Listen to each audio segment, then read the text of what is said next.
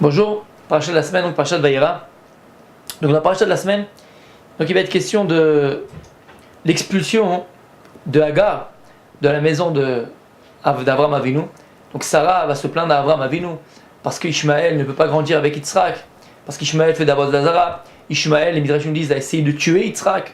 Donc Sarah va demander à Avraham Avinu de expulser Hagar et son fils Ishmaël. Comme on sait, ça va au départ pas être accepté par Avraham Avinu, jusqu'à Kadosh Baruch Hu, ils viennent et il appuie les paroles de Sarah. Écoute Sarah ta femme. Et donc il y a écrit qu'il va expulser, Abraham va expulser Hagar et Sarah, Hagar et Ishmaël. Écoutez bien ce qui est écrit dans le verset donc. Vaishma Elokim et kol hanahar vaikra malach Elokim el Hagar min Hashem veomer la malach Hagar.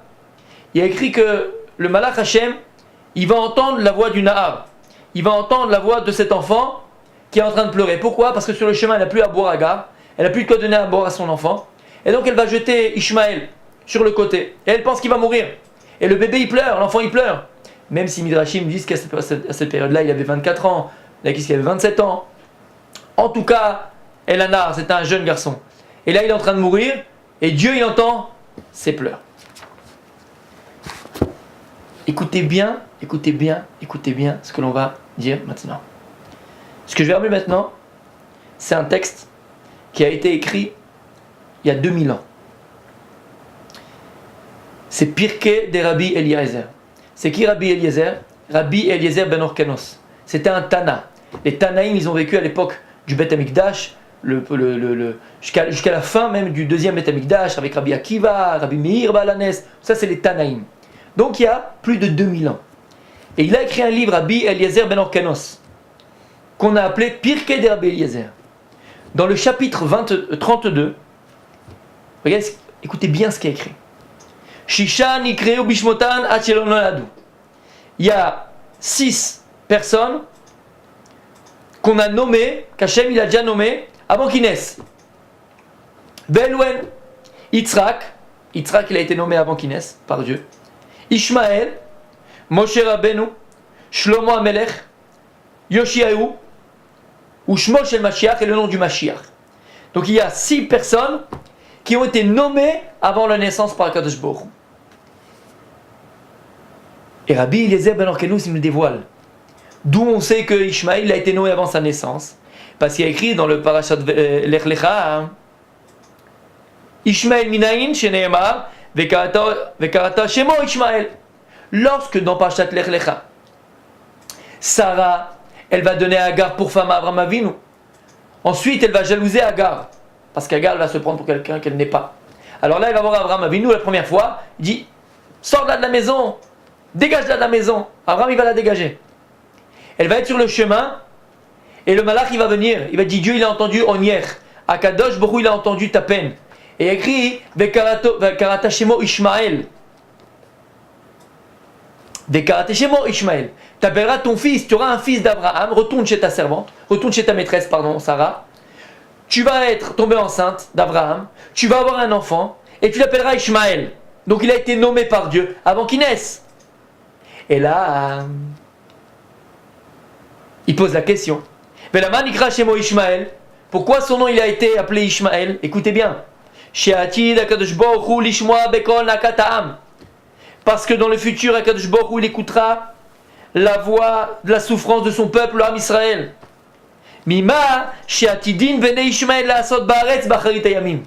De ce que les fils d'Ishmaël, donc les Arabes, feront en Eretz Israël, dans la terre d'Israël, à ses enfants, b'acharit hayamim, à la fin des temps. Leficha nikra shemo Ishmael. C'est pour ça que son nom il a été appelé Ishmael. Extraordinaire. Ce texte, il a été écrit il y a plus de 2000 ans. Pourquoi Ishmaël il porte son nom? Ishmaël, Dieu il écoutera. Alors il y a un commentateur qui s'appelle le Biou-Haradal. Il pose la question. Il dit normalement. Il écrit dans le verset de la parashat Hashem Vayera que Dieu il a entendu. Ishmaël qui met kol hanahar. Dieu il a entendu la voix de l'enfant. Donc il aurait écrit Shemaël ou Shamaël. Dieu il a entendu au présent, pas il entendra. De là il nous dit pourquoi Kadosh Baruch Hu l'appelait Ishmaël? C'est que Ishmaël n'a pas été appelé en fait sur ce passage de la Torah que Dieu a entendu sa voix. Ishmaël, il a été appelé au nom de quoi? de la fin des temps. Parce qu'à la fin des temps, ces enfants, donc les Arabes, les musulmans, feront souffrir l'homme Israël et Akadosh Baruch Hu, il entendra la voix de ses enfants, le peuple juif, Ishmaël. Quelque chose d'extraordinaire. Qu'est-ce qu'on apprend de ça? Arrête, si on le vit. On le vit. Le âme Israël, il souffre d'Ishmaël. Le âme Israël, il souffre. Attentat à droite, attentat à gauche. On souffre en Eretz Israël, on souffre d'Ishmaël. Or, c'est quoi la solution? Akadosh Baruch Hu, il donne une aftacha. Il donne une assurance vieille de 2000 ans. Vieille de 2000 ans. Ishmaël, à la fin des temps, il va embêter, il va faire souffrir mes enfants. Mais j'ai déjà amené la guérison avant la plaie. Le nom d'Ishmaël, il n'a pas été appelé pour lui-même. Il a été appelé pour mes enfants, l'âme Israël. Pour que l'âme Israël, à la fin des temps, il comprenne et qu'il regarde son ennemi et qu'il apprenne de son ennemi. Ton ennemi s'appelle Ishmaël. C'est-à-dire que le seul moyen de te sauver de ton ennemi, de cette personne-là, le seul moyen de sortir de cette souffrance, à la fin des temps, ça ne sera pas en te protéger avec des armes, même s'il faut se protéger. Obligé de se protéger. Ce ne sera pas en essayant de faire une application qui t'appuie dessus et là, tout de suite, il y a 10 policiers qui viennent t'aider. Akadosh Baruch Hu, mon fils, ma fille. Voilà la solution. À la fin des temps, vous m'appellerez, vous me demanderez, vous me supplierez, Veishmael, et Akadosh Baruch Hu, je t'écouterai, je t'entendrai.